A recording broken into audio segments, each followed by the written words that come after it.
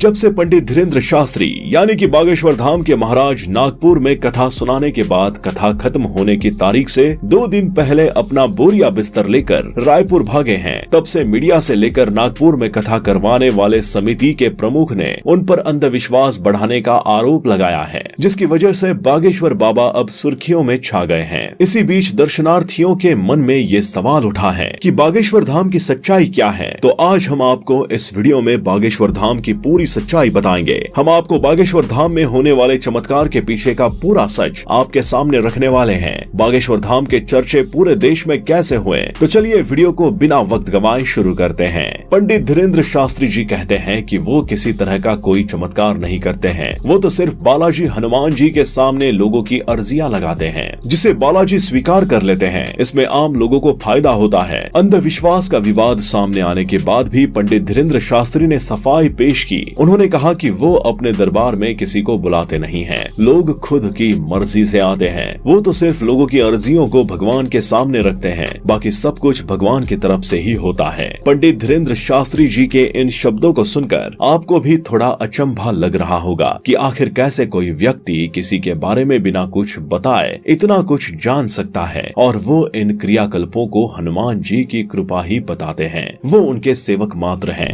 एक बाबा जिसके बारे में दावा है कि वो मन की बातें जान लेता है। एक बाबा जिसके दरबार में मंत्री, गृह मंत्री, उप मुख्यमंत्री तक सिर झुकाते हैं। क्या है धीरेन्द्र शास्त्री की सच्चाई, जिन्हें मध्य प्रदेश के गृह मंत्री हारे का सहारा कहते हैं। आपने भी उन दावों को देखा होगा कि जिसमें बाबा के दिव्य दरबार में सैकड़ों लोग समस्या लेकर आते हैं और वो नाम लेकर लोगों को बुलाते हैं। जब तक वो व्यक्ति करीब आता है तब तक बाबा उसकी समस्या पर्चे पर लिख लेते हैं। यही सब देखकर लोग पंडित धीरेन्द्र शास्त्री से प्रभावित हो रहे हैं और उनके भक्त बन रहे हैं। दूर दूर से लोग अपनी समस्याएं लेकर उनके पास आते हैं और अपनी समस्याओं का निवारण मांगते हैं। पंडित धीरेन्द्र शास्त्री उन सभी भक्तों की उनकी समस्याएं पहले से ही पर्ची पर लिख देते हैं, साथ ही उनका निवारण भी बताते हैं। इसी कारण पंडित धीरेन्द्र शास्त्री का बोलबाला बढ़ते ही जा रहा है। पंडित धीरेन्द्र शास्त्री के दिव्य दरबार में आम से खास हर व्यक्ति सिर झुकाता है और उनके नाम की जय जयकार लगाते हैं। श्री बालाजी बागेश्वर धाम के चमत्कार की आज देश में ही नहीं बल्कि विदेशों में भी बहुत चर्चा है, लेकिन अभी भी बहुत से लोग हैं जो बागेश्वर धाम में होने वाले चमत्कार की सच्चाई नहीं जानते हैं। बागेश्वर धाम की सच्चाई की बात करें तो हम आपको बता दें कि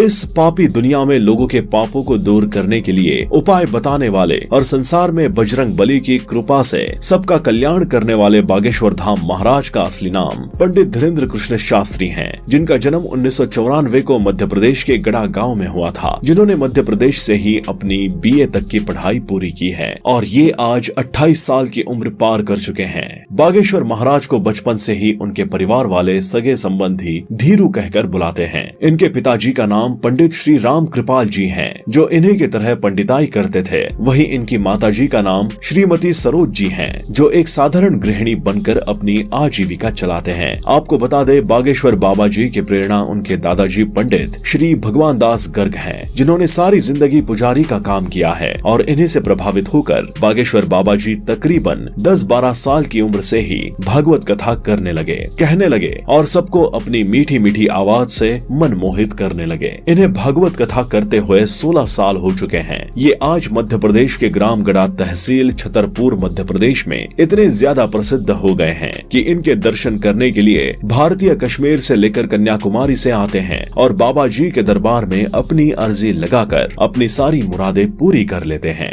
बागेश्वर धाम के महाराज श्री धीरेन्द्र कृष्ण जिस भी व्यक्ति की अर्जी को श्री बालाजी सरकार स्वीकार लेते हैं, उस व्यक्ति को या फिर उसके परिवार के किसी व्यक्ति को लगातार 2 दिन सपने में बंदर दिखाई देता है। सपने में बंदर दिखाई देने वाली बात बिल्कुल सही है। जितने भी लोगों की अर्जी स्वीकार हुई है उनको सपने में बंदर अवश्य दिखाई दिया है। जब बड़े बड़े न्यूज चैनल वाले बागेश्वर महाराज जी की और उनके दिव्य दरबार की शक्तियों के बारे में जानने के लिए ही पहुँचे, लेकिन बागेश्वर बालाजी सरकार की कृपा कृपा से बागेश्वर महाराज जी ने खुद मीडिया वालों की पोल खोल दी है और मीडिया वाले अंत में बागेश्वर धाम में नतमस्तक हो करके वापस लौट आए। साथ ही में बागेश्वर बालाजी सरकार से आशीर्वाद लेकर के भी आ गए। बागेश्वर महाराज जी ने बालाजी सरकार की कृपा से हजारों भक्तों का भला किया है और वर्तमान में बागेश्वर महाराज जी विदेशों की यात्रा कर रहे हैं। बागेश्वर बालाजी सरकार की महिमा अपरंपार है। वैसे तो बालाजी सरकार की ऐसी कृपा है कि बागेश्वर धाम जो भी जाता है वो खाली हाथ नहीं लौटता।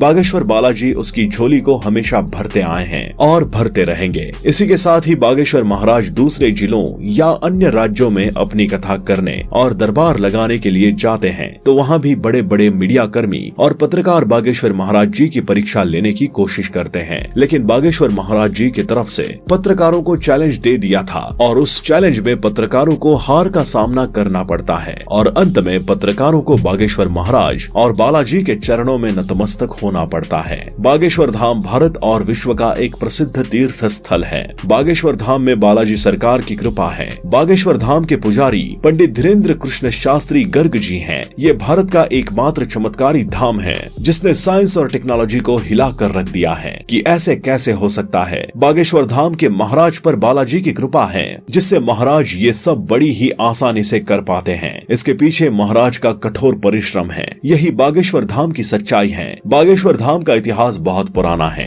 बागेश्वर धाम की सच्चाई या सच ये है, लोगों की मान्यताओं के आधार पर बागेश्वर धाम मंदिर चंदेल कालीन है और सन 1986 में ग्राम वासियों के द्वारा मंदिर का जीर्णोद्धार कराया गया था। उसके उपरांत ग्राम गढ़ा के बाबा सेतुलाल गर्ग चित्रकूट से दीक्षा लेकर अपने गांव गढ़ा में प्राचीन कालीन मंदिर पहुंचे। उसके बाद वो राम कथा के साथ साथ झाड़ फूंक का काम करने लगे और इस तरह बागेश्वर धाम चर्चित होने लगा। यहाँ पर कई बार विशाल भंडारे के आयोजन किए गए जिससे बागेश्वर धाम की लोकप्रियता बढ़ती चली गई। लोग अर्जी लगाने से पहले यहाँ के टोकन को खरीदते हैं और उसके बाद नारियल को लाल कपड़े में बांधकर अपनी मनोकामना पूरी करने के लिए यहाँ पर 21 बार मंदिर की परिक्रमा लगाते हैं। यहाँ अर्जी लगाने के लिए कई सारे लोग आते हैं और उसके बाद बागेश्वर धाम के दिव्य दरबार में जाकर श्री धीरेन्द्र कृष्ण महाराज के प्रवचन सुनते हैं। तो दोस्तों, अब तो आपको पता चल ही गया होगा कि बागेश्वर धाम कोई झूठा स्थान नहीं है बल्कि आस्था से भरा हुआ स्थान है जहाँ झूठ का इससे कोई संबंध नहीं है। आपका क्या मानना है बागेश्वर धाम सरकार श्री धीरेन्द्र कृष्ण शास्त्री जी के बारे में? आप हमें अपनी राय कमेंट बॉक्स में कमेंट करके जरूर बताएं और चैनल को अगर अभी तक सब्सक्राइब नहीं किया हो तो चैनल को सब्सक्राइब कर लीजिए। धन्यवाद।